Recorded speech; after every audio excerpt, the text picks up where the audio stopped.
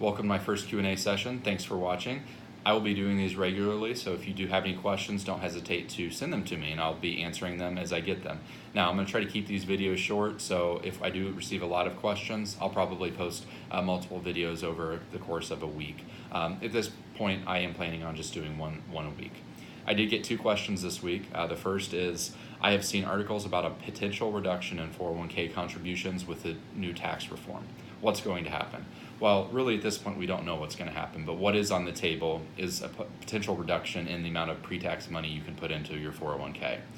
As it stands, you can put up to $18,000 pre-tax into your 401k, which ultimately reduces your tax liability for the year. What they're talking about is reducing the limit to $2,400 pre-tax per year. Now, that does not mean you'd only be able to contribute $2,400. It just means that only $2,400 would be pre-tax. The remaining amount would be what's considered a Roth contribution, which is post-tax. So you're paying money on the, or paying taxes on the money that you're contributing, but at the end of your retirement or whenever you were to take that Roth contribution out, it comes out tax-free. Not only the principal, the amount that you put in, but also the earnings and the growth. So great for retirement because you're not hit with a heavy tax burden, but you're paying the taxes on it now. So there are positives, but there are also some negatives with that. Now, they are also talking about increasing the limit of total contribution from $18,000 to $20,000. Again, that's something that we don't know anything about at this point, but it is on the table. So we'll know a little bit more as time goes on in the future. Ultimately, not all retirement plans have Roth elective contributions available in their plan, but it is something that's easy to add for your employer. So if you have any questions about that, don't hesitate to ask me. Ultimately, though, you will need to ask your employer to see if Roth contributions are eligible in your plan. If not, you can always ask them to add them, and they could talk to the plan sponsor who runs the plan to see if that is something that they can add. Now, if this happens with the tax reform and the $2,400 is the new limit, all plans are going to have to add the Roth contribution because that's the only way you're going to be able to contribute money. So we're on a wait and hold, and we'll see here in a few months. Maybe we'll get a little bit more clarification on what's going to happen. The next question I received kind of ties back to this. Should I put money in a traditional IRA or a Roth?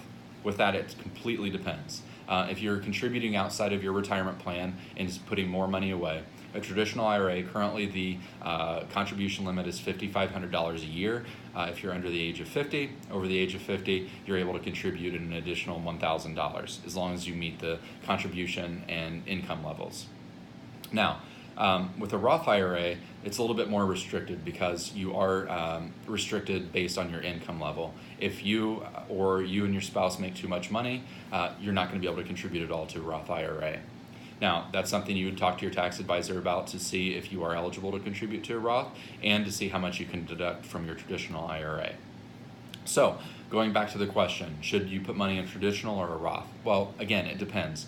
Talk to your tax advisor, work with your financial advisor to find out what's going to be best for you currently. If it is a benefit to take the tax deduction to decrease your tax liability for the year, a traditional IRA is probably going to be the best fit.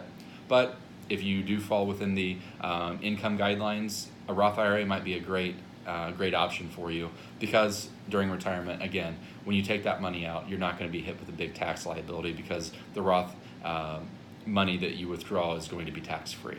So that's something to consider. Talk to your financial advisor, talk to your tax advisor more specifically to find out what's best for you.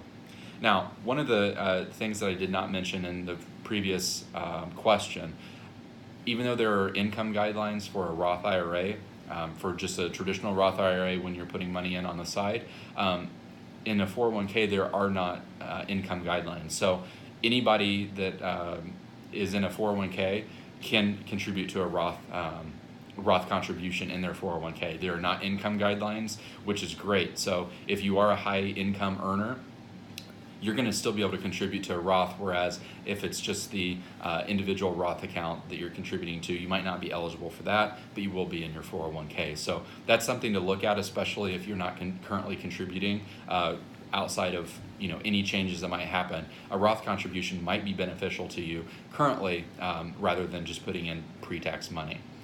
those are the questions that we had today. Again, please do send me any questions. Thanks for watching, and I will try to post a video at least once a week, if not more, if I receive more questions. Thanks.